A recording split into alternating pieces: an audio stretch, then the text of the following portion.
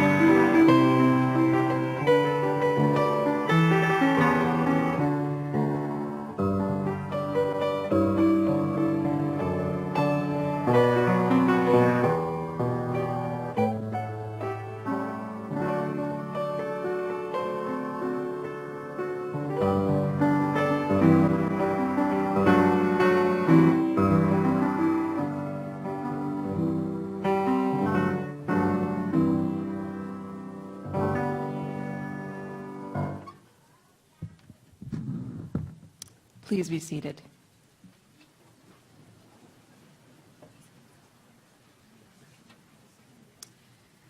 Good evening, everyone, and welcome. I'm Laura Nelson, the Associate Dean of Academic Affairs here at the College of Veterinary Medicine, and it's a pleasure and honor to be here with you tonight at North Carolina State University College of Veterinary Medicine Oath and Hooding Ceremony. This evening we'll celebrate the accomplishments of the 2018 veterinary class, graduates of our comparative biomedical sciences programs, and finishing interns and residents.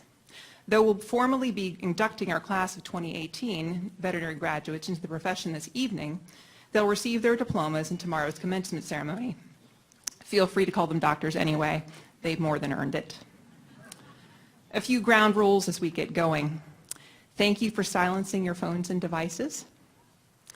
Please feel free to applaud when your graduate crosses the stage. If you'd like to come forward in the center aisle to take a picture of your graduate, please feel free to do so, but don't block the traffic as they move to the stage. And please be respectful of those taking pictures of the next graduates when you're finished. I'd next like to introduce the platform party. So from your left, if you would stand as I introduce you. Yes. Dean Paul Lunn of the College of Veterinary Medicine. Dr. Lisa Posner. We can pause them both, that's fine. Dr. Lisa Posner, Professor of Anesthesiology, Director of Anesthesia Services, and Assistant Department Head in Molecular and Biomedical Sciences.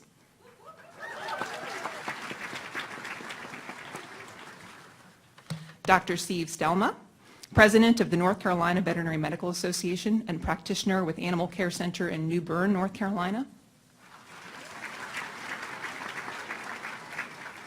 Dr. Greg Lubart, Professor of Aquatic Animal Medicine in the Department of Clinical Sciences. Yeah, they know him.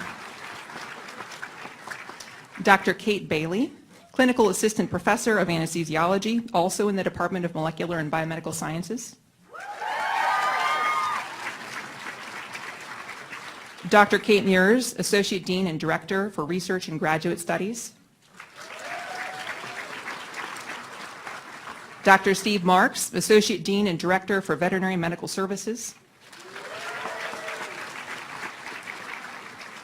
Dr. Quincy Hawley, President of the North Carolina Association of Minority Veterinarians and 2013 graduate of our college.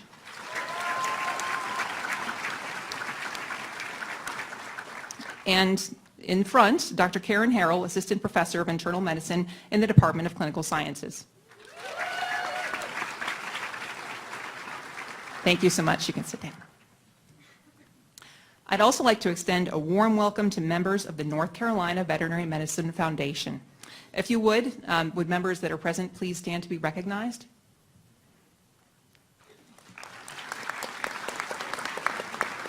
Thank you. And a big thanks to the foundation for their support of the college and for the support of those receiving degrees and honors today. So let's get started. Congratulations to the class of 2018, new veterinarians, house officers, and graduate students. You made it. Before we get too far into the speeches, just take a moment to take a breath and a mental snapshot. Days like today don't happen very often. To my newest veterinary colleagues, 3 years and 9 months ago, your mentors, family, and loved ones helped you put on a white coat. That coat symbolized your entry into this profession and the beginning of your journey toward full membership. Then, we celebrated those who believed in you and supported you while you chased this dream. Those people are still here, bursting with love and pride, probably a little tired themselves. If you would, let's give a round of applause to the loved ones, please.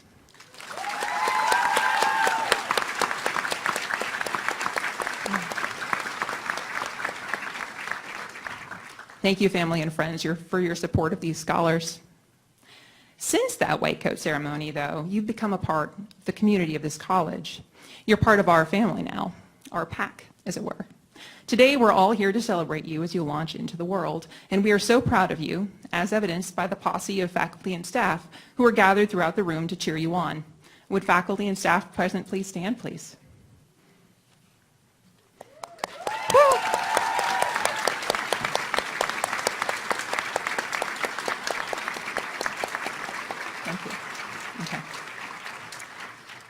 And please note that all of these people reserve the right to brag about you for the rest of your careers. We will do that. You're always one of ours. I'd like to take a little bit of time to introduce the CVM class of 2018. So just some descriptive statistics first. The entering undergraduate majors included some of the usual stuff: animal science, biology, biological sciences, and zoology. But also exercise science, fashion merchandising, we could use that, film and television, political science, psychology, Spanish, and studio art. These students entered our halls from a variety of undergraduate institutions. 24 came from North Carolina State University undergrad. 24 came from other UNC system schools, including 10 from the University of North Carolina at Wilmington. 12 came to us from private universities in North Carolina, including 3 from Duke. We'll have to look into that. Finally, this class boasts students from national universities in Alabama, South Carolina, New York, California, Delaware, Florida, Georgia, Pennsylvania, South Carolina, Texas, and Virginia. The class of 2018's veterinary interests reflect the diversity of careers in our profession and the opportunities at the CVM. As hopefully all of you know, our students have been asked to pick focus areas, which are sort of like majors within our college. And although the most popular interest continues to be small animal, with 32 members of the class focused in that area, 13 graduates focused on small animal and exotic medicine. This class boasted 14 students in equine focus, 12 students focused on food animals, 9 mixed animal practice, and 9 in zoological medicine. Other focus areas included lab animal medicine with 4 graduates, epidemiology with 3 graduates, and pathology with 3 graduates. 86% of this class has at least admitted to committing to an employment at this point. Keep answering those surveys, guys. And 42% of this group reported employment in the state of North Carolina. Some information from the class. This class's unofficial name is the 100-Man Wolf Pack. Got some sources here. The class motto is, "We achieve." That is not to be confused with "we overachieve." However, I think they're wrong. They overachieved anyway. The class contains 1 PhD, 2 military veterans representing the Army and the Air Force, and more men, which is 21 members of the class, than any class since the early 1990s. On a possibly related note, this class claims various accomplishments related to sports and beer. You may ask them for details. 3 members of the class have had children during the curriculum. Little Tony was born the 3rd week of classes and is very good, and is considered and bears the mantle of official class kid. Members of this class completed 275 examinations each. And yes, they kept track. 8 members of the class found partners here, including 1 couple who is married and another that is engaged. I'd like to extend the same congratulations and recognitions of our interns, residents, and graduate students here this evening.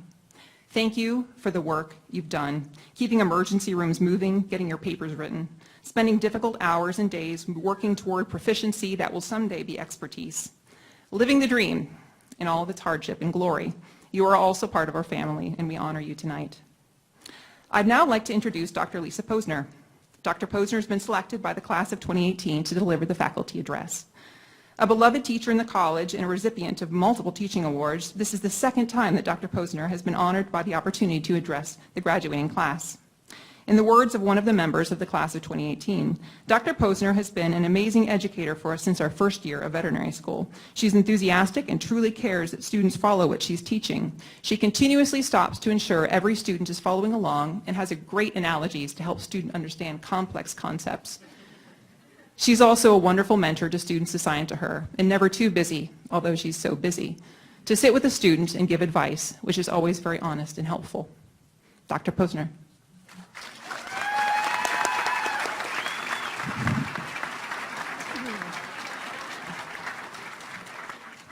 Thank you, Dr. Nelson.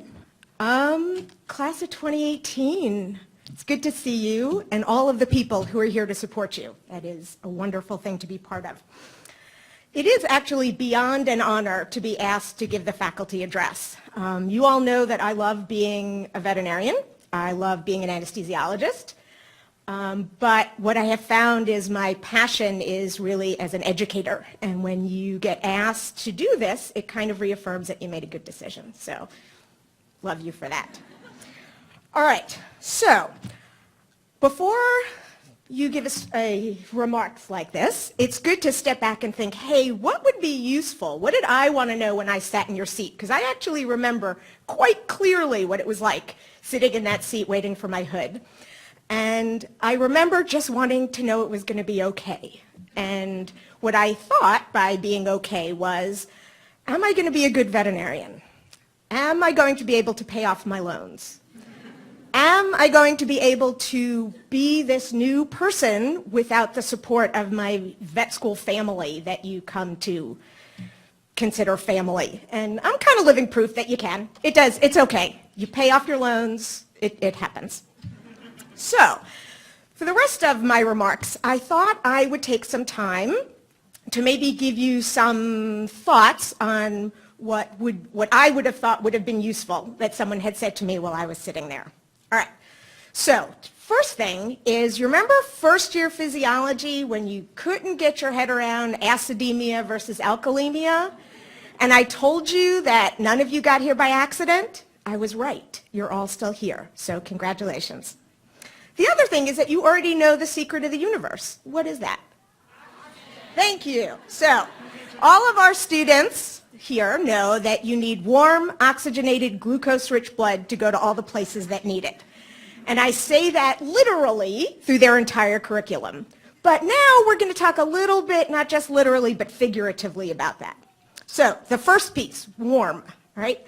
You need to think about finding warmth in your life. So literally, don't forget to go out in the sun. Don't forget to go in some nice warm ocean water.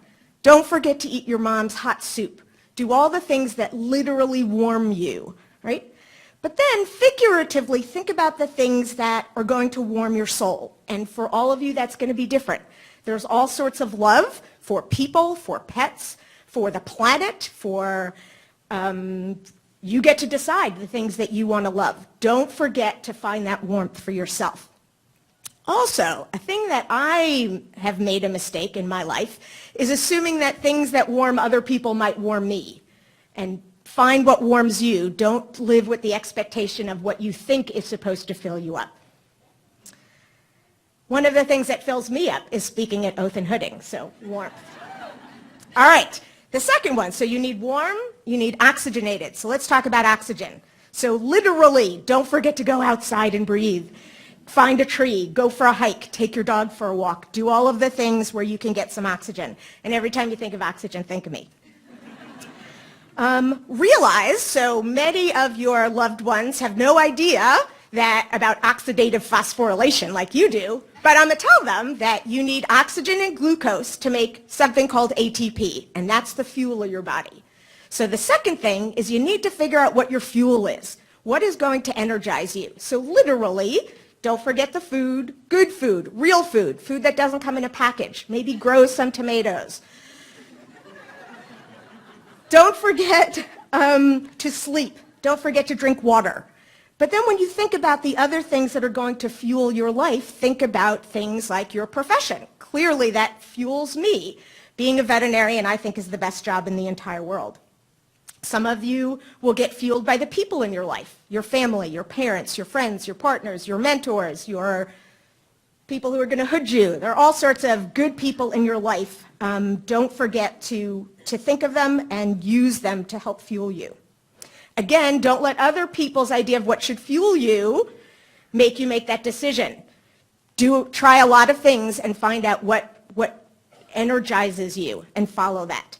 Speaking at oath and hooding, that's pretty good fuel. I'm not going to lie about that. Remember always, you got to put your oxygen mask on first. Okay? As veterinarians, we are often caretakers, right? That's how we got here. But you can't help anybody unless you're sure you're taking care of yourself. All right, the last thing, so warm, oxygenated, glucose-rich blood, right? So we need glucose. So glucose and oxygen are going to make your ATP. We're still back to the fuel. But remember that glucose is also sweet, right? So don't forget the sweet things in your life. That includes some of the food. Don't be afraid to sometimes say yes to that ice cream, and you can tell people who give you the look that, hey, Dr. Posner said I needed the glucose to make ATP. That'll be fine. But also figure out what brings sweetness to your life, whether that's people, whether that's charity work, whether that's your religion, whether that's laughing, whether that's speaking at Oath and Hooding. See, it's still all about me. Again, don't assume that the sweetness in other people's lives is going to be sweet to you. So taste a lot of things in this world and figure out what works for you. All right, so pop quiz, although the class is leaving. So you're stuck. So all of you who were sitting in the back row, now you're in the front row, right here. All right. Yes, so what animal should you not give oxygen to? Yeah, the one that's on fire. Don't give oxygen to the one that's on fire. What should you do with it? Put it out and then give it oxygen. My work here is done. Congratulations to all of you, and I cannot wait to see how you change the world.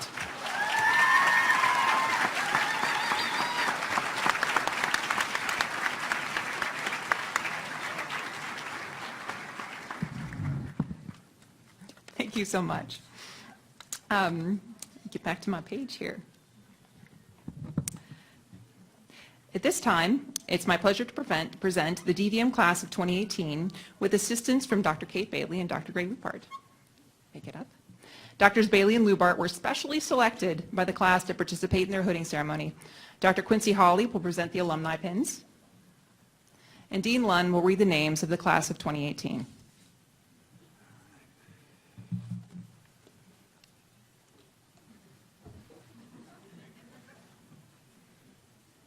All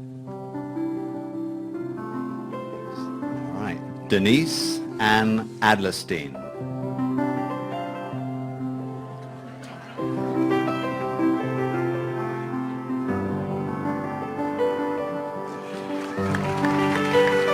David Edward Allred.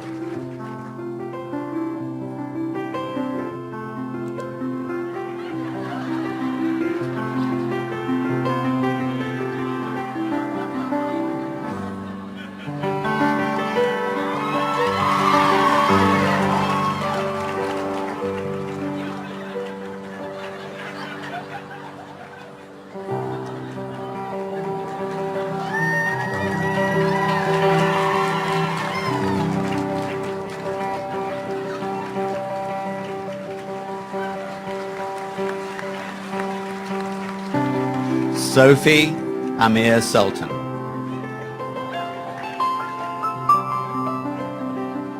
This should present less of a challenge. Jessica Anderson. Well done,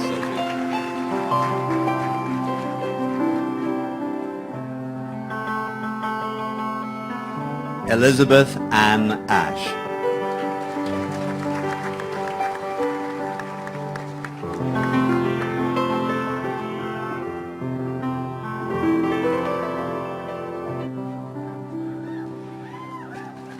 Megan Nicole Barber.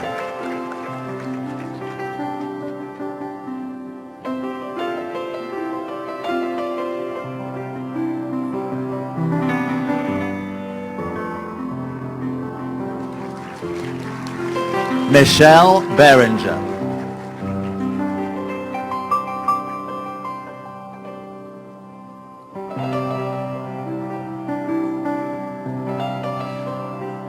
Chloe Lane Barmerin.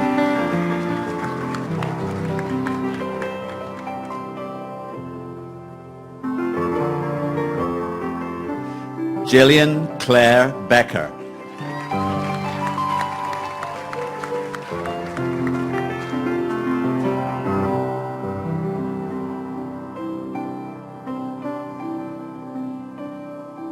Brittany Bellis.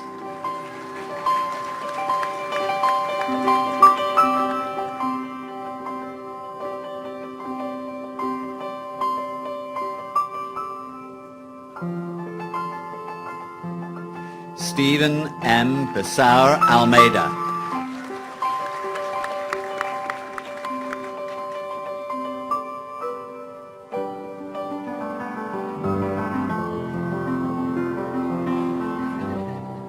Noah Bianco.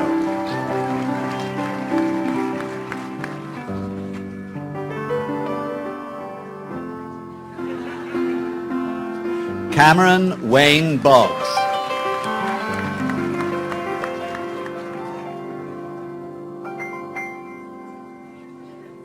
Hannah Burns.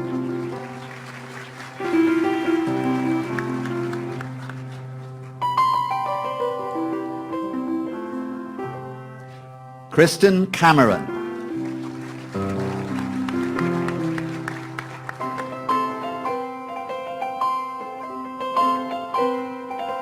Alyssa Marie Carr.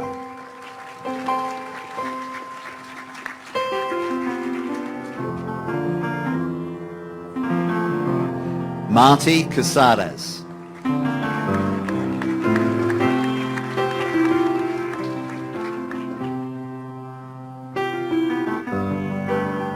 Catherine Rose Cassidy.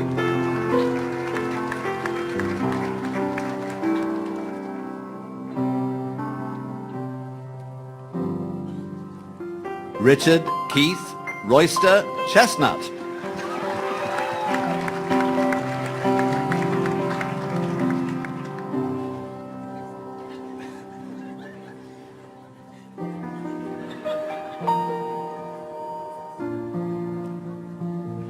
Christy Handwork Cox.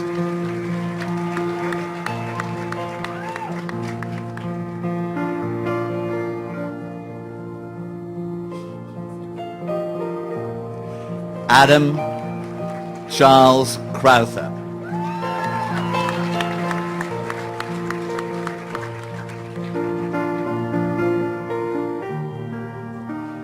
Megan Davidson.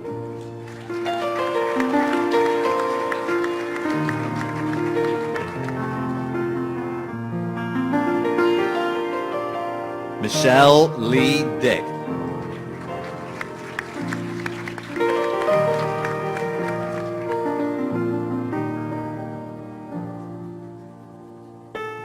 Daniel Edward Elridge.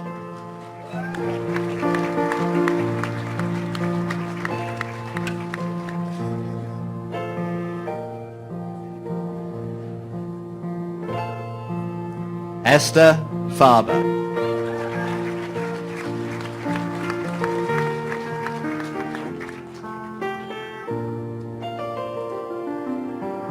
Kyle Farmer.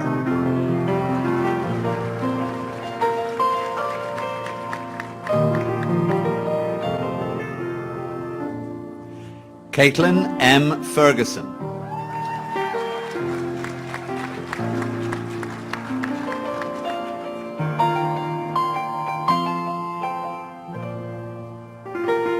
Charlene Farrell.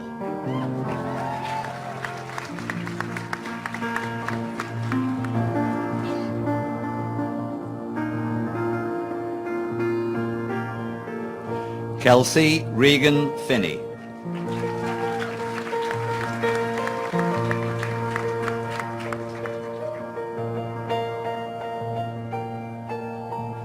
Patrick Florian.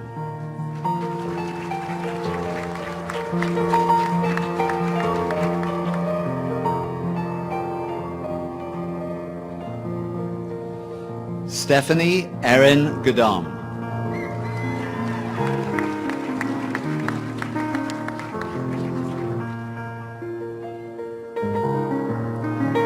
Ashley Michelle Gavitt.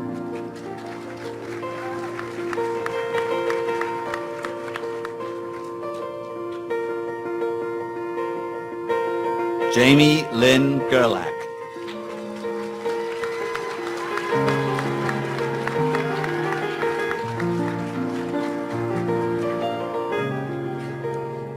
Kylie Gale Glisson.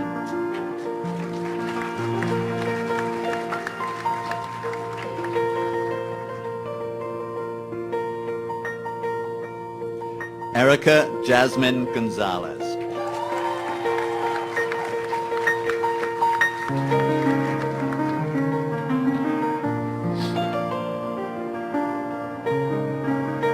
Catherine Barclay Goodwin.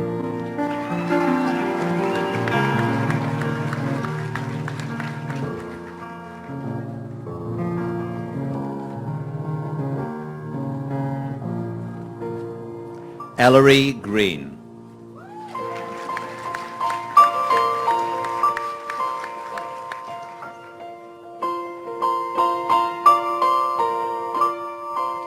John A. Griffune.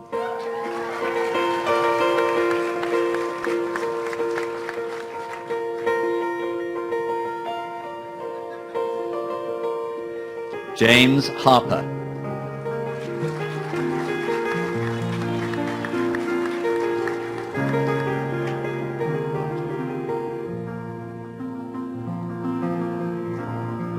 Haley Hegedus.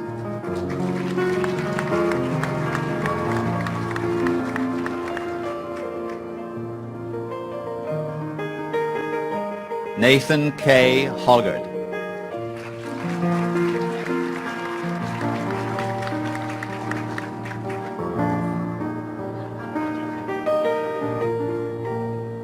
Leah Holmes.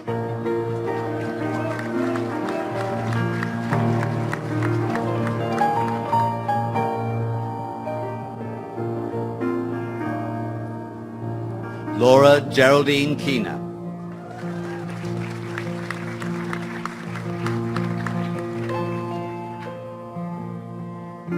Ashley J. Kirby.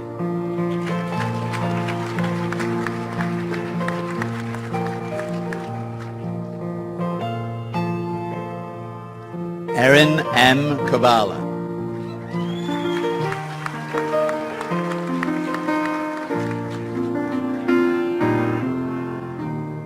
Cecilia Renee Kuchera.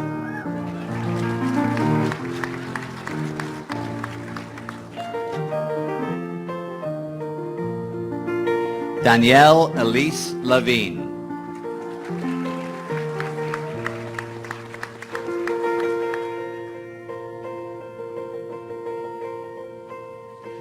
Janine Marie Lection.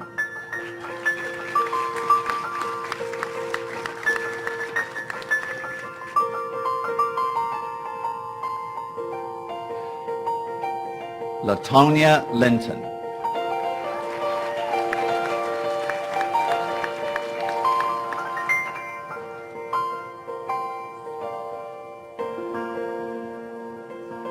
Jessica Lloyd.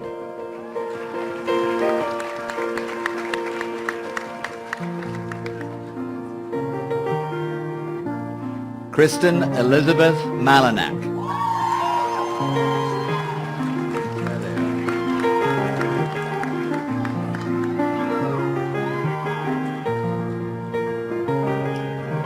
Brian Manley.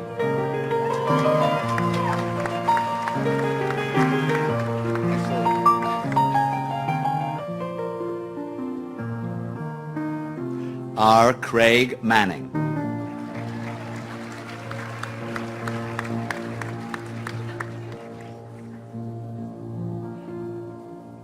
Emily Medlin Martin.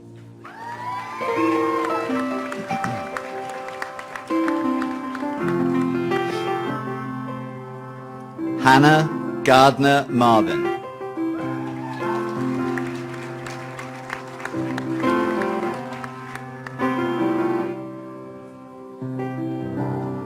Deborah Adele Maxwell.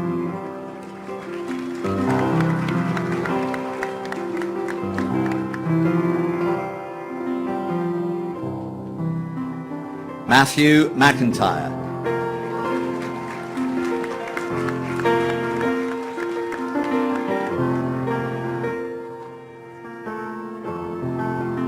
Caitlin Marie McSpadden.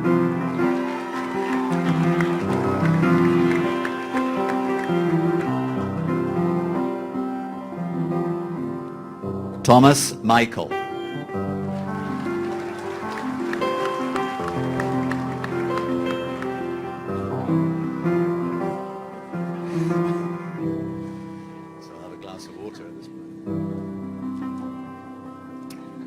Caitlin Miller.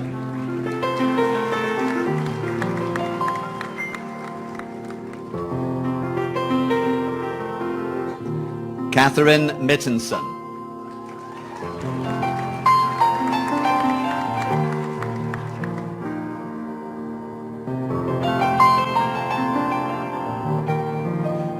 Olivia Jordan Myers.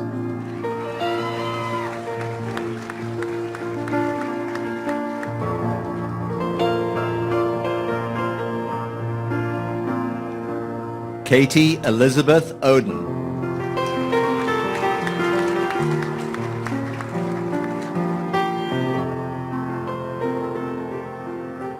Jordan Page.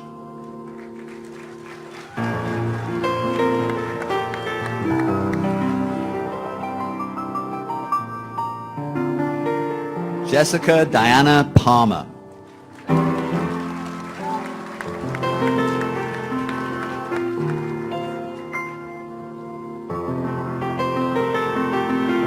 Molly Patton.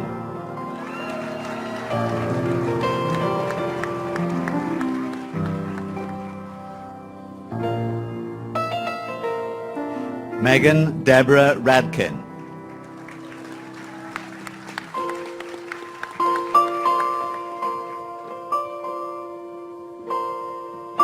Sarah Elizabeth Roberts.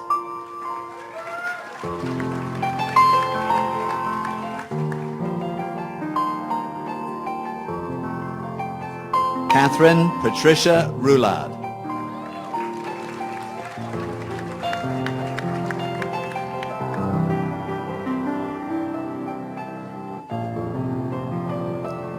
Emily Brooke Rubel.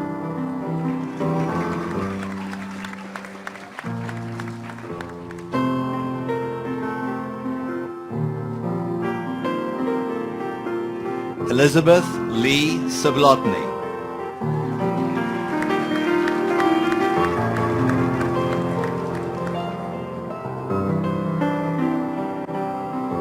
Laura B. Sanubria Ojeda.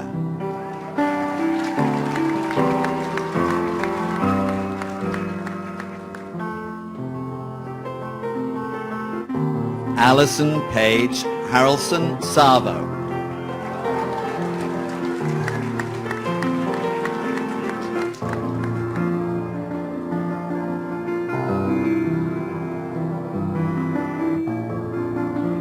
George W. Schaff.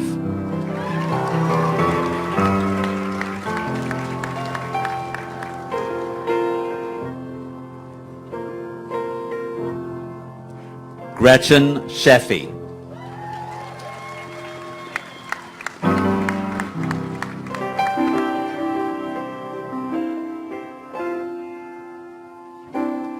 Jennifer Schneider.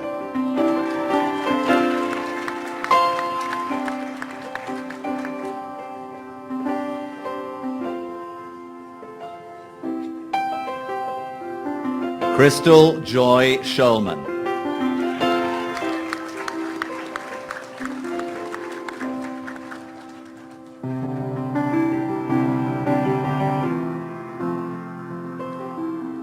Alexis Audriana Schultz.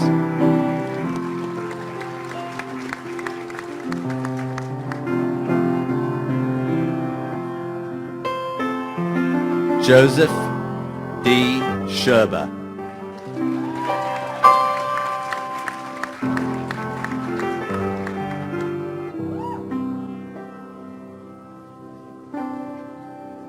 Leyland Avis Scott.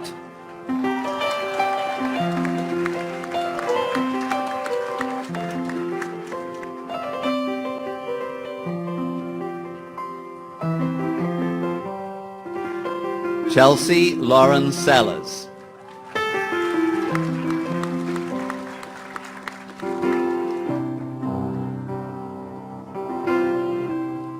Ashlyn Morris Smith.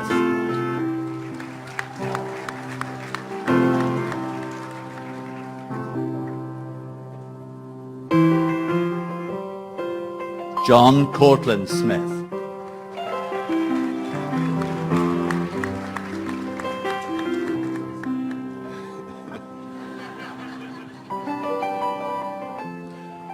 Melissa Ann Gargagliano Solly.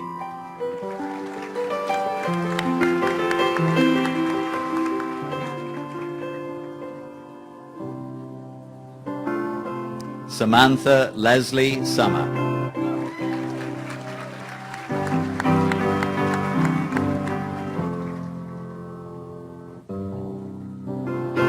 Chelsea Savannah Sturgill.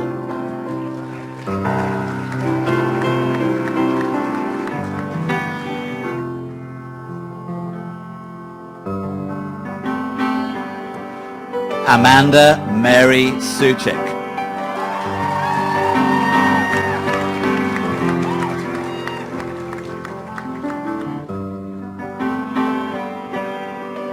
Alicia Taylor.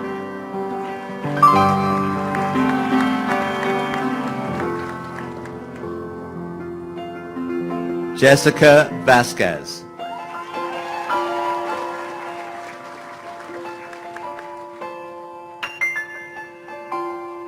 Cola Ralph Vinson.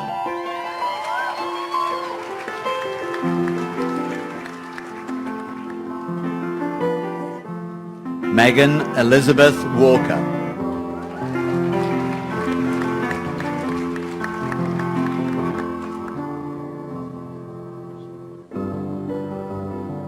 Emily R. Wadrick.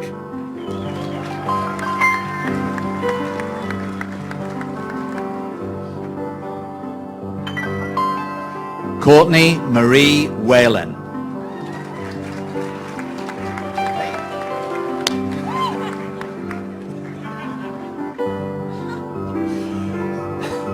Laura Christine Winstead.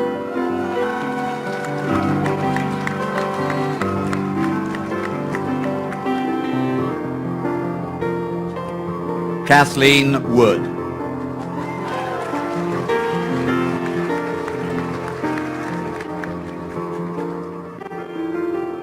Rachel Wood.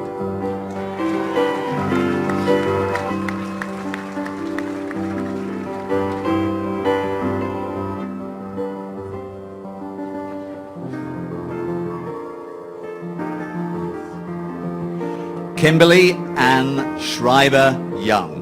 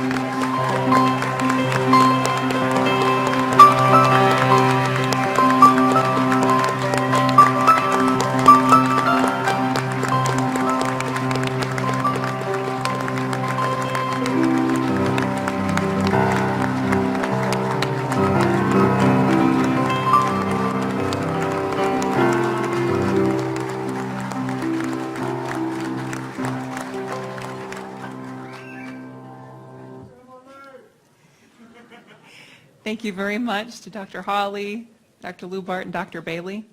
Creative use of resources. And to Dr. Lund as well. Thank you. It's a very nice job. At this time, I'd like to have Dr. Steve Stelma, President of the North Carolina Veterinary Medical Association, come forward and administer the veterinarian's oath. Get to the rest of the way there, really, through the evening's festivities. Dr. Stelma is a 1987 graduate of Michigan State University's College of Veterinary Medicine, originally from Grand Rapids, Michigan. Dr. Stelma practiced in Michigan for just 1 year before moving to North Carolina, making him smarter than me because I practiced there for 10 years. It's cold up there. In addition to his work with the NCVMA, Dr. Stelma is the owner of Animal Care Center of New Bern and serves on the board of directors of Emergency Pet Service of Craven Carteret, Colonial Capital Area Humane Society, and For Wild Animal Rehabilitation Center. All yours? Thanks. Yeah.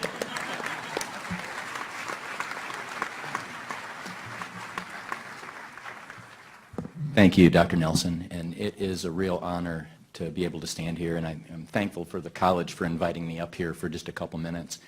And I get to be the first to congratulate you and welcome you to the profession.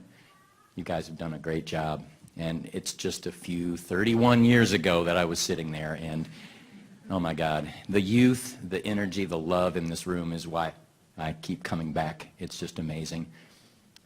I was up here 2 years ago, and I had a really well-prepared speech. I'd practiced it, rehearsed it, but I didn't account for the applause and the laughter and the ad-libbing, and it went way too long. And the dean turned about as red as his hood. Next year, I sat there and he said, "Just the oath, no speech." Yes, sir. This year they've given me a couple minutes, and I want to thank you on behalf of the North Carolina Veterinary Medical Association, the organization that I am very happy and proud to serve as president. And I'll tell you, the new graduates, those of you who stay in North Carolina, I hope you join. It's free for the first year, and for the next 3, it's half price. And we do more for you than any other state organization. We are the absolute best in the country, and I'm very proud of that. We had a board meeting, just 5 days ago, and I saw Dean Lunn off on the corner, and it looked like he was trying to unscrew the lid of an imaginary pickle jar. And I didn't know what he was doing. And then this morning I woke up with a real sore throat. I'm like, oh my God, he's like Professor Snape or something from House Slytherin, and he's choked me out. But, so enough about that. Let's get to it. It is time, graduates, to stand, please. And this takes a little coordination. You need the program in your left hand, please, so you can read on the back. Left hand, program. Right hand, in the air. And I will recite a line, and then you repeat after me, please. And here we go.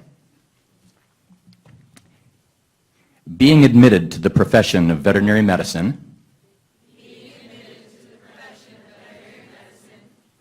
I solemnly swear to use my scientific knowledge and skills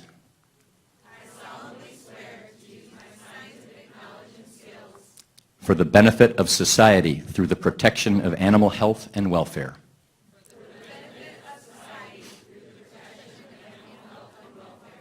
The prevention and relief of animal suffering. The conservation of animal resources. The promotion of public health. And the advancement of medical knowledge. I will practice my profession conscientiously. With dignity. And in keeping with the principles of veterinary medical ethics. I accept as a lifelong obligation the continual improvement of my professional knowledge and competence.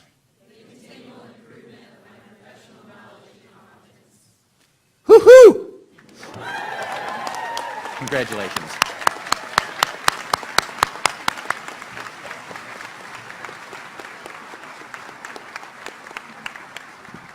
Thank you so much. Next up, as a special honor, you may be seated now if you like. You can stand if you want to, too, that's fine. As a special honor, Dr. John Griffune has been selected by the class of 2018, yes, to deliver the class message.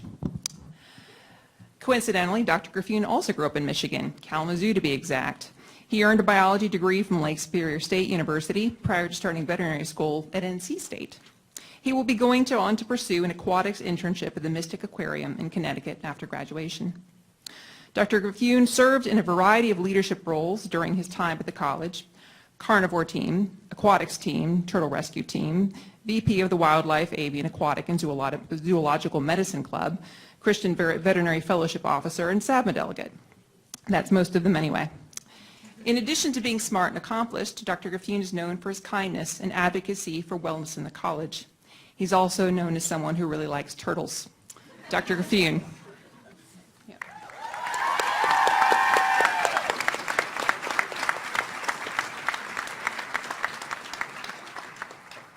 Thank you for the kind introduction. I do really love turtles, by the way. To say it is an honor to be up here representing this class is a dramatic understatement for me. This group of people is without question the kindest, smartest, and weirdest group of people I've ever seen. Don't laugh back there, you're the reason we're like this. The last 4 years have been some of the most challenging and rewarding years of our lives.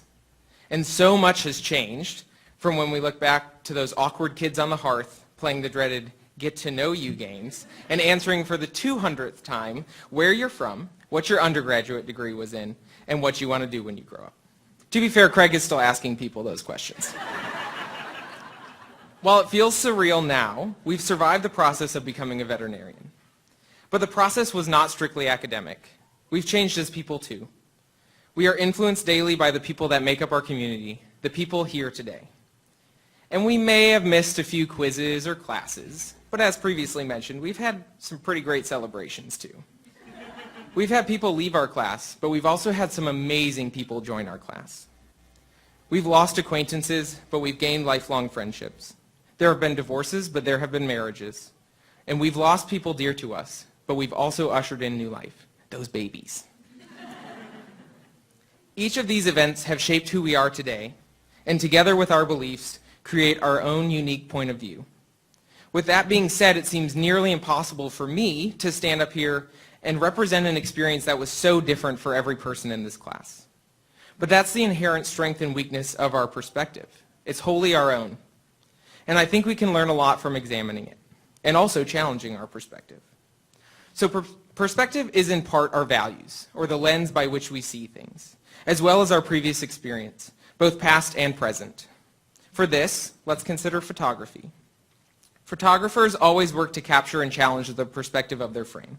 And let's be honest, at this point in time, we're all basically photographers. I see all the iPhones out there. In fact, it seems like a perfect time to practice that and get a picture with my class.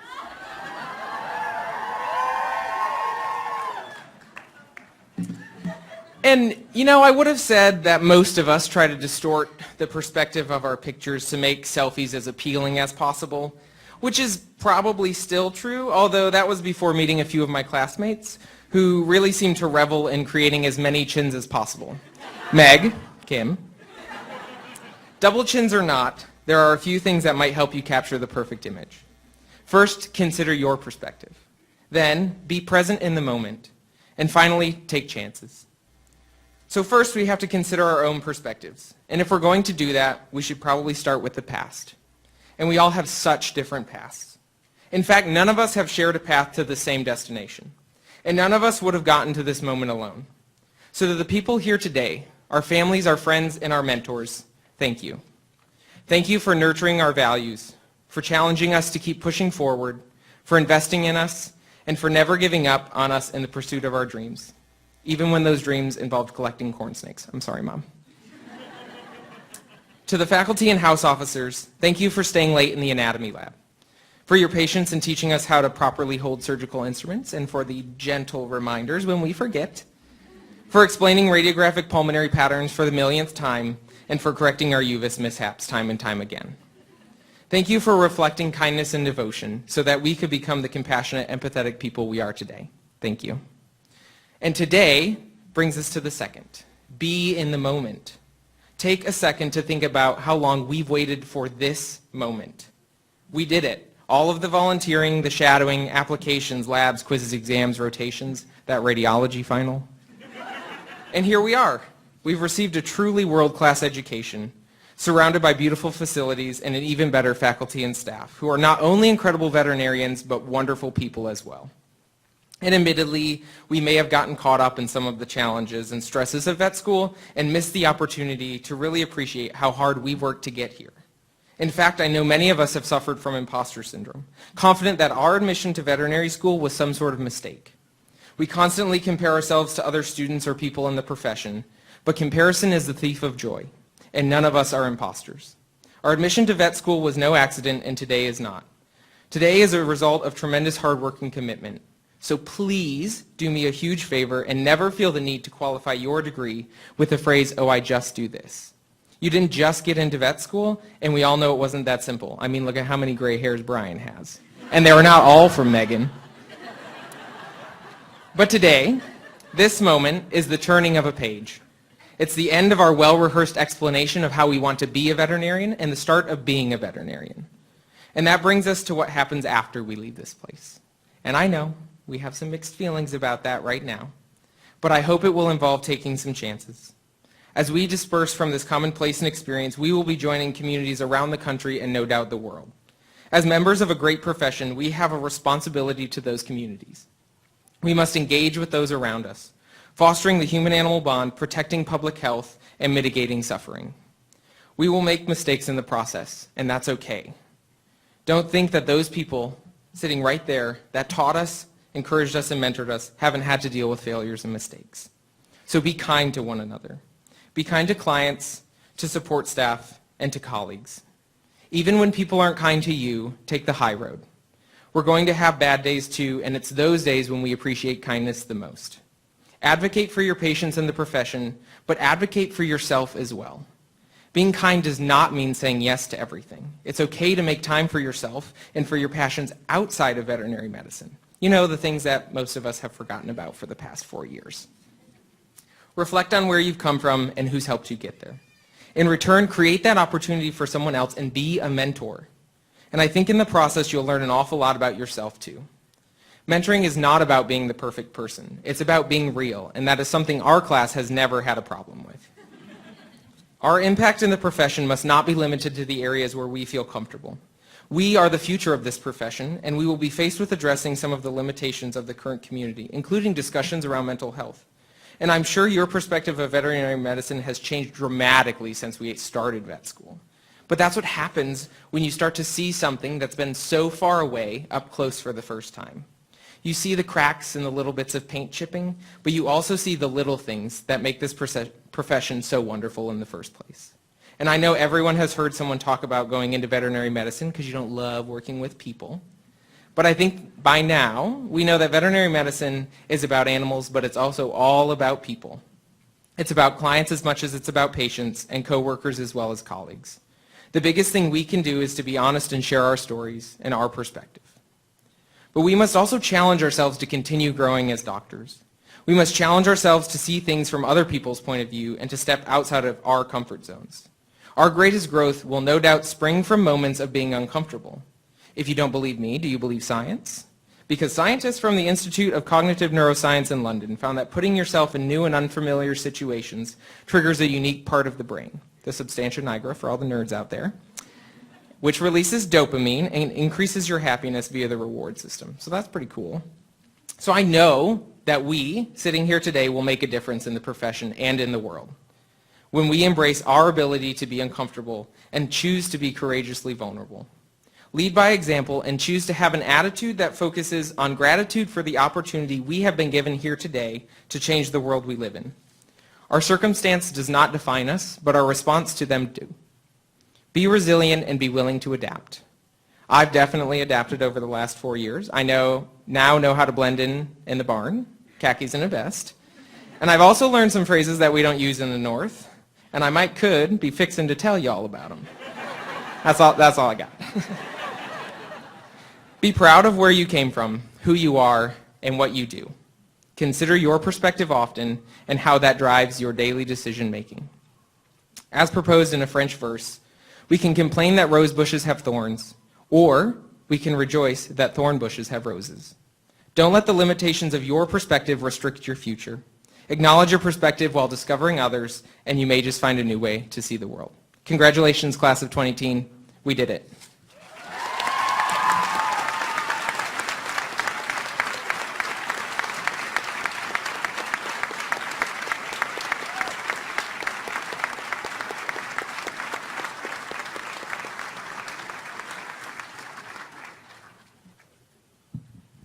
Thank you very much for a wonderful address. Next, Dr. Kate Muirs, the Associate Dean for Research and Graduate Studies, will recognize this year's graduate students with assistance with their faculty advisor. Good evening. Congratulations, class of 2018. The College of Veterinary Medicine also has 76 graduate students, master's and PhD students. These are the students that are engaged in making the discoveries that advance medicine. At the successful completion of their doctoral work, they're awarded their PhD degree as well as a doctoral hood. This evening we have 2 students who will be coming up to receive their doctoral hood from their graduate advisors. Dr. Takia Ball will be receiving her doctoral hood from Dr. Paula Cray and Dr. Maria Correa.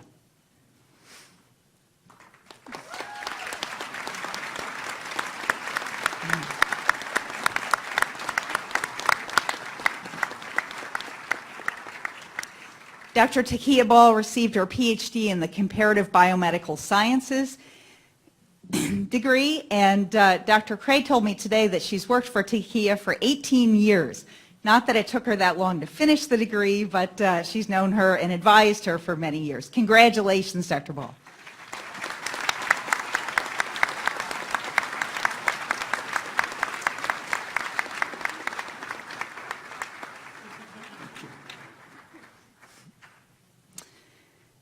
Our second individual is Dr. Danielle Mizik. Danielle received her PhD in the Comparative Biomedical Sciences program as well. She's receiving her doctoral hood from Dr. Joff Smith.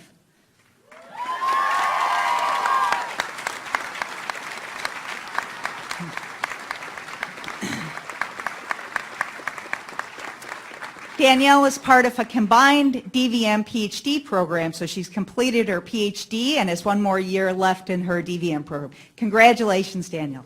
Thank you.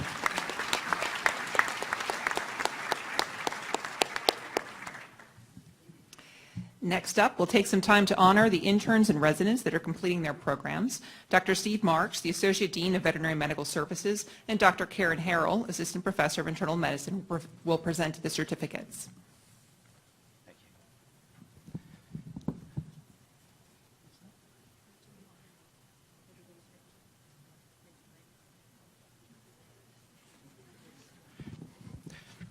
Good evening. We're just checking the scorecard to see which of our interns and residents actually showed up this evening. So it really is a great honor to tell you a little bit about our house officer program. So this is for training of interns and residents. The residents will go on to be specialists in their respective fields. The interns, some of them will go into the private sector and practice. Some of them will go on to residency. So it's a very important part of our training program, and we're very proud of their accomplishments. Okay. Dr. Rachel Brady. Rachel is completing a small animal rotating internship, and she will move on to an oncology residency at the University of California, Davis next year.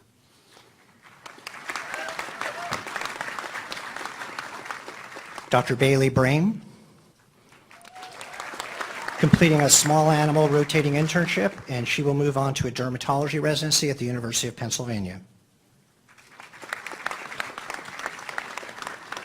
Dr. Amelia Campbell, completing a small animal rotating internship, and she will be continuing an internal medicine residency at the University of Minnesota.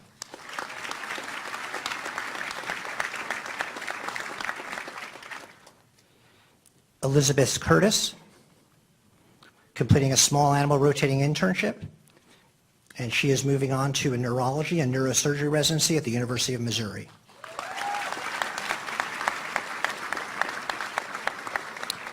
Dr. Frankie Easley, completing a small animal internal medicine internship, and she is staying with us at NC State for an internal medicine residency.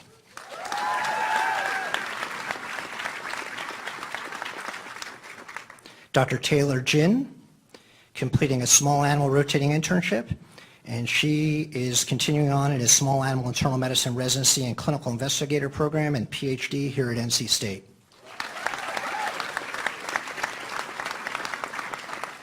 Dr. Amber Graham, she's completing a small animal internal medicine internship, and she is moving on to an internal medicine residency at Texas A&M.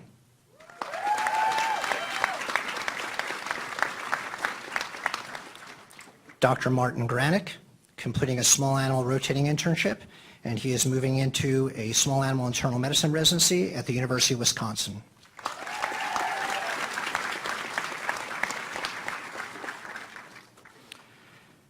Dr. Ina Herman. She's completing an internship in dermatology, and she is joining us at NC State next year as a resident in dermatology.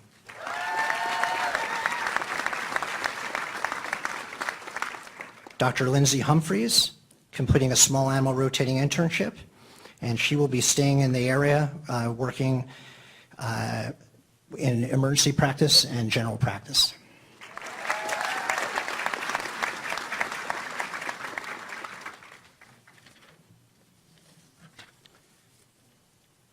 What was that one? This one? Oh yeah, okay. Sorry about that. Dr. Lauren McAllister, completing a small animal rotating internship, and she will be doing a specialty internship in neurology at Gulf Coast Veterinary Specialists in Houston.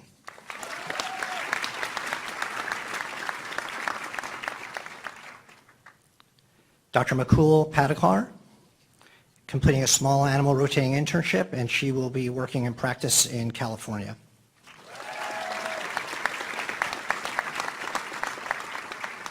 Dr. Roger Regnert, completing a small animal rotating internship, and he will be continuing on in a small animal surgery residency at Washington State University in Pullman.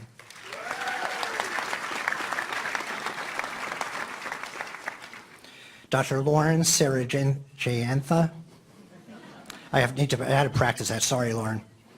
Completing a small animal rotating internship and is moving on to a specialty internship in small animal surgery in Pittsburgh Veterinary Specialty and Emergency Center.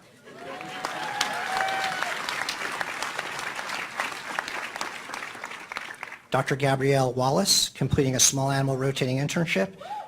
She's continuing on to a cardiology residency at the University of Illinois in Champaign-Urbana.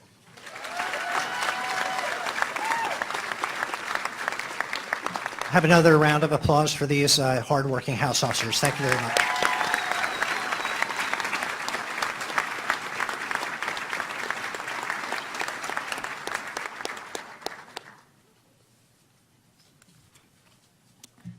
Dr. Quincy Hawley will now welcome all of our graduates to the College Alumni Society. Dr. Hawley earned a bachelor's degree in animal science from North Carolina A&T State University, then his DVM at NC State in 2013. After graduation, Dr. Hawley spent 5 years working for Banfield Pet Hospital in Fayetteville. Dr. Hawley developed a passion for improving leadership, well-being, and diversity in the veterinary profession. He serves as president of the North Carolina Association of Minority Veterinarians and is the co-founder of Get Motivated, a company that provides well-being solutions for the veterinary community. He's an active speaker, entrepreneur, coach, and author. Dr. Hawley.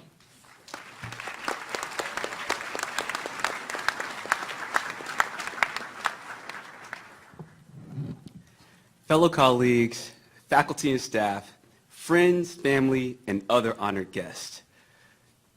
My name is Dr. Quincy Hawley, and I'm a graduate of NC State's class of 2013. And before I go any further, I just want to say, congratulations, you did it. And I know it was a lot of hard work, and I know you probably had some really late night studying, so raise your hand if you've ever stayed up late studying. So that's everybody, right?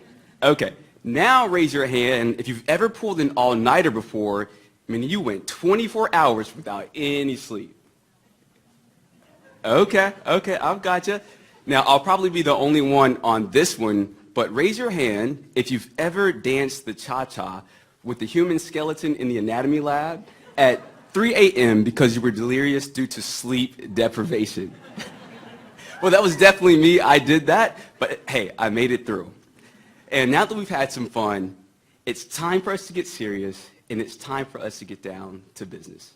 So as you all know, 1 in 10 veterinarians suffers from psychological distress, 1 in 6 from suicidal thoughts, and 1 in 4 from depressive episodes. And for the first 3 years after graduation, I was living proof of those statistics. And I don't mention that to be pitied, and I don't mention that to seek empathy for my less than ideal past. And I'm certainly not trying to put a damper on your fantastic achievement tonight. Rather, I'm simply sharing my story with all of you with the hope that I may be able to save someone the trouble of living a subpar life of mediocrity. Tonight, I'm going to share 3 pieces of advice with you that I wish had been shared with me before I graduated from this amazing institution. And if you follow these pieces of advice, I assure you with 100% certainty that you will be able to live a life of your dreams and complete happiness, and you will enjoy a more than fulfilling veterinary career. First and foremost, you're going to make some mistakes, and you're going to have many, many victories. Learn to enjoy your successes and your failures equally for the sake of your sanity. And along those same lines, you may be wondering, how is it even possible to enjoy your failure, if you will? And the best way to do that comes from two of my greatest mentors, Joe Dudley and Dr. John Ray. They told me that there's an advantage in every disadvantage. And I tweak that a little bit, and I say there's opportunity hidden deep within each moment of chaos that you face in life. So when the tough moments come, whether personally or professionally, make sure you find the opportunity in the chaos. As a general rule of thumb, the greater the chaos, the greater the opportunity that lies hidden deep within that chaos. And if you're able to master this unique skill, you will certainly find that your worst days happen to also be your best days. And that will make a huge difference in terms of your perspective and your outlook on life. The second thing I want to share with you all comes from a great mentor of mine by the name of Wallace. And Wallace once told me that man is formed for growth, and he is under the necessity of growing. It is essential to his happiness that he should continuously advance. Life without progress becomes unendurable, and the person who ceases from growth must either become imbecile or insane. So the question now becomes, how does one, or how will you continuously advance? Through promotions, through continuing education conferences, through having more kids, getting a bigger house, a faster car? How will you continuously advance? And the universal secret to continuously advancing is through daily and deliberate personal development. Hall of Fame speaker and also a mentor of mine, Jim Rohn, once told me that success isn't something that you pursue, it's something that you attract.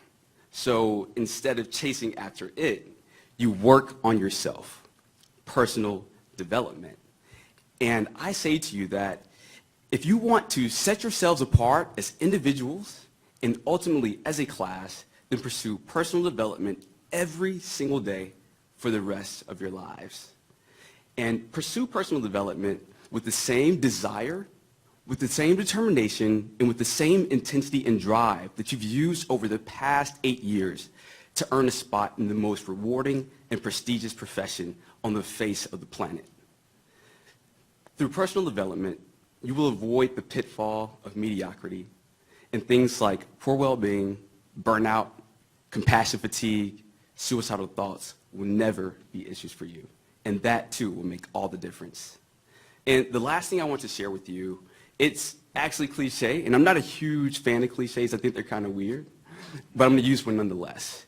And that is to never stop dreaming and to always dream big.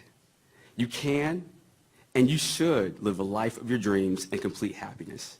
And the fact that I even stand here before you today is visible and tangible proof that if you're brave enough, bold enough, and courageous enough to dream it, that you can absolutely achieve it. I'm going to leave you with a poem, and I'm certainly not a poet, so if it sucks, that's my disclaimer. But one day, after I dropped my daughter off at daycare, and she's about to turn 3 in June, and she's super cute. Thankfully, she took after her mom. But after I dropped her off, I was sitting in my 2008 Toyota Tundra in my driveway, and these words came to me from seemingly nowhere, and tonight, I wish to share them with all of you. And that poem is titled, The Answer. The universe is the nest of life, which provides us with the quest of life. If you want the absolute best of life, then discover your dreams and make grand requests of life. Pursue your dreams with faith for the rest of life, as the pursuit provides the test of life.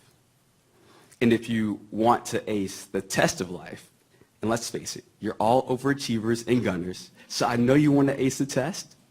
If you want to ace the test of life, dream big, take massive action, never quit in anything, and invest in life. Act now. How much time is left in life? If you live your dreams today, then you will never fear death in life. Believe these words and what they suggest of life, or receive no doubt an F in life. In summary, find the opportunity that's hidden within chaos and the advantages and the disadvantages. Continuously advance through daily and deliberate personal development. And last, and most importantly, never ever stop dreaming. And always, always, always dream big. Class of 2018, congratulations and welcome once again on your fantastic achievement. I wish you all the best, both personally and professionally. Thank you.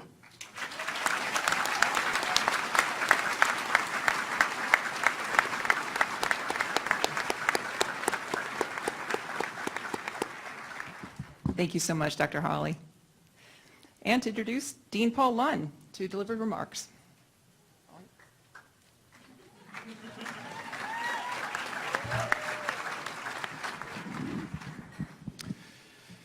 Good evening, ladies and gentlemen. My name is Paul Lunn. I am the Dean. This is the Dean's speech. Generally, these don't take too long. They try and end with a funny story. I will make it very clear to you when I've told the funny story. But first, not in my script, Dr. Nelson, first go around doing this. Not bad, eh?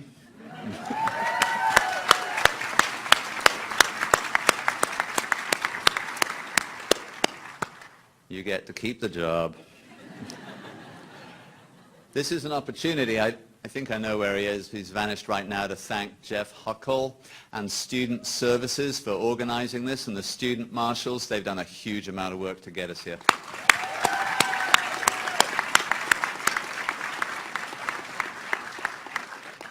Better tidy myself up. I didn't realize you could actually see me at the back.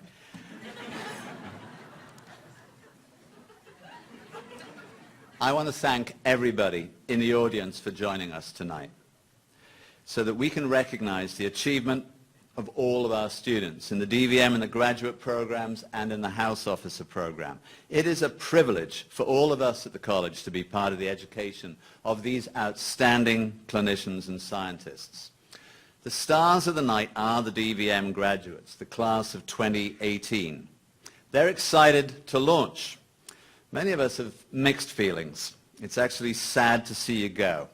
But it's amazing to imagine what you're going to do next. So on behalf of the faculty, the staff, and the House officers, I really want to thank you for your hard work over the past 4 years. You have made everyone really proud of what you've accomplished. We actually envy you what's coming next. You really are going to have an incredible experience in your careers. I can tell you don't believe it, but it's true. You are. I want to thank you for the many things you've done to move our college forward during your time here. I want to thank you personally for the time you gave me in the exit interviews and for all those surveys you have, or will, fill out. We promise to take your advice and to act on it.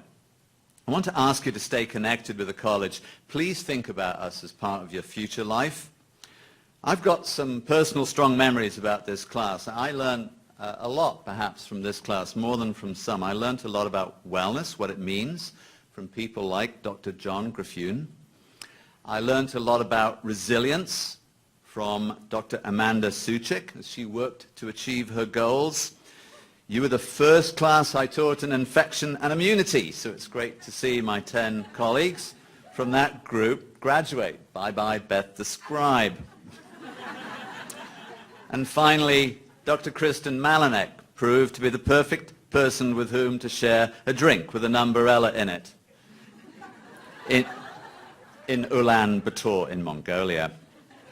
So as you head out there, remember, we're counting on you to take care of a lot. Animals, people, and the whole world we live in. We know you won't let us down. So every year on the night of oath and hooding, I get to miss a dinner that the Chancellor holds the night before the graduation ceremony. I'm actually kind of good at that, actually. I go to a lot of those dinners. But tonight I'm a little regretful, as we invited one of the guests of honor, a very interesting individual. You will soon guess who it is. Diagnosed with brain damage as a 2-year-old, unable to speak a word until she was 4, but named one of Time magazine's 100 most influential people in the world in 2010. Her destiny was to be institutionalized and marginalized for mental illness, but her mum's persistence ensured she had a chance. And tonight, Dr. Temple Grandin is the most famous advocate on earth for animal welfare in the livestock industry and for people who have an autism spectrum disorder. Note to class, she gets an honorary degree tomorrow because we nominated her for that. When she gets it, I want her to know where you're sitting. Okay? Special cheer for Dr. Grandin. Now, she was fortunate enough to have family and mentors to support her, but ultimately it was her remarkable intelligence and abilities that led her to not only vastly improve how we treat animals, but to radically change our understanding of what it means to be autistic and just what autistic people can achieve. Dr. Grandin has very special talents. They're part of her condition, and they allow her to achieve things that most of us can barely see or understand until she shows us. She is very different. A month ago tonight, I was in this room to hear her give a talk. The room was full. The talk was simulcast to an additional several hundred people sitting in the next conference room over. So I was lucky enough, I had a front row seat. It really was amazing. Everything she said made you think differently. Many of the people there that night had children with autism spectrum diagnosis. They hung on every word. That's why the crowd was so big. So imagine if Dr. Grandin came into your clinic tomorrow for a consultation and you didn't recognize her. How would that experience go, do you think? I speculate it might be challenging. Temple doesn't do abstract thought. She doesn't do chit-chat. She thinks in images, not words. She doesn't experience the same emotions the same way as most of us. Temple is autistic, and she is good with that. It's pretty likely the consultation might be a little unnerving. Could you adjust and understand how to relate to her? Well, one of the privileges of our profession is you meet all kinds of people, and you have the opportunity to help them. It's unique. Now, my point is, the next time you encounter someone who does not respond to the usual cues, look to your right or left at this point, and there will be many, go with it. You're going to meet some really different but amazing people. Welcome to the profession. It's one of the secret, wonderful things that's going to happen. So to close, I'll share a story about meeting interesting people when I was a vet student, vet school days. I spent a year with 5 of my best friends in a huge Georgian house in Toxteth, near the heart of the city of Liverpool. If you Google Toxteth today, and I did, the first 10 hits mention the riots of 1981, I was there, armed police patrols, violent thugs, urban blight, and nightclubs. It was great. The 6 of us had the top 2 floors of this house, this big Georgian house, and the ground floor housed an apartment. And I had a rotating cast of characters moving through that apartment down there. We didn't really know them. We really loved Liverpool. We were 21. We were flame-proof. Life was pretty simple. We all had cars. They'd all been stolen. One was actually used in a bank robbery. But only one of us, Mark Gardner, even owned a television and a decent stereo. He had, pretty well-to-do parents. So a lot of non-studying time was spent enjoying the local color. Anyway, one weekend morning, our friend Mark was returning to the house, and he found the current occupants of the downstairs apartment, 2 couples, loading up a van and moving out. They're getting pretty close to finishing, and he didn't really know them, but in the spirit of the lovely day, he offered to help them finish loading up. There wasn't a lot left to do. They were kind of surprised by this show of friendship, but after their initial anxiety, they said sure, and about a half an hour they were loaded up, the van was full, and he stood in the street for a moment to wave them off. Then he climbed up to his room and discovered everything he owned had been stolen. Turned out the first thing they loaded in the van was the contents of Mark's room, including the TV. Liverpool, fascinating place and people. There is no moral to this story. It's just the kind of thing that happened a lot to Mark. And as I said, you meet many interesting people in this profession. So before we close, there's only a few lines left. Before we close, there is a group of absolutely critical people without whom the day wouldn't have come, right? That's the parents, family members, spouses, partners, and the friends who've helped you throughout your studies and are here today to celebrate with you. With the people I just listed, that's all of you in the back, if you feel like it, could you stand up, please? Because we want to applaud you. Would you please get up?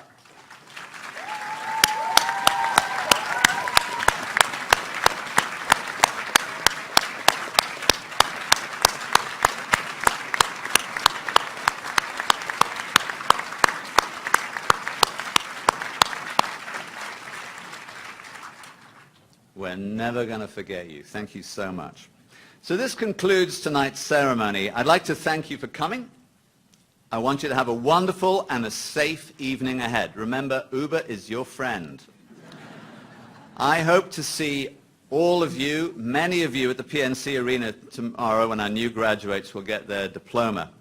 Tomorrow, before I read out the names, and I'll be going a little faster than we did tonight, hint to class, We'll be asked to move it along a little bit. I'll be obliged by the script to ask you to hold your applause while diplomas are handed out. I would encourage you to ignore me.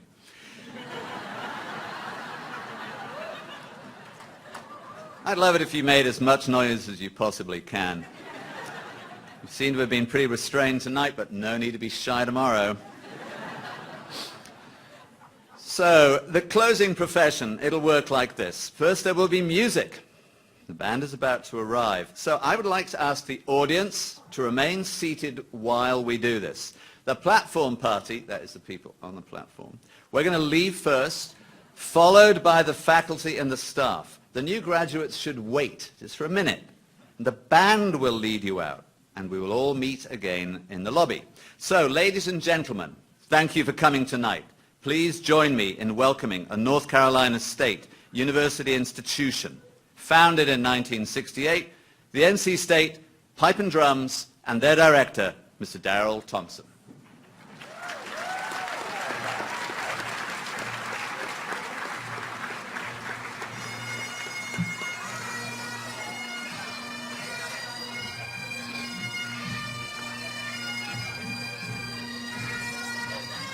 We're going to go that way.